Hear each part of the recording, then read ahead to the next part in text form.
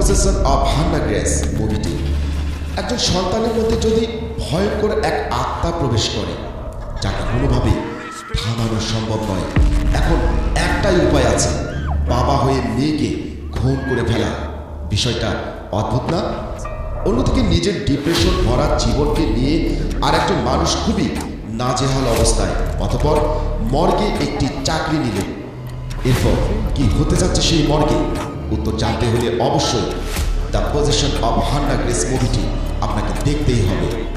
বন্ধুরা, সব মুভির বিচার কিন্তু IMDb'র রেটিং দিয়ে করা যায় না। আপনি যদি ভয়, কাটাকাটি এসবের ফিল্ম অতিরিক্তভাবে নিতে চান তাহলে এই মুভিটি আপনাকে হতাশ করলেও করতে পারে।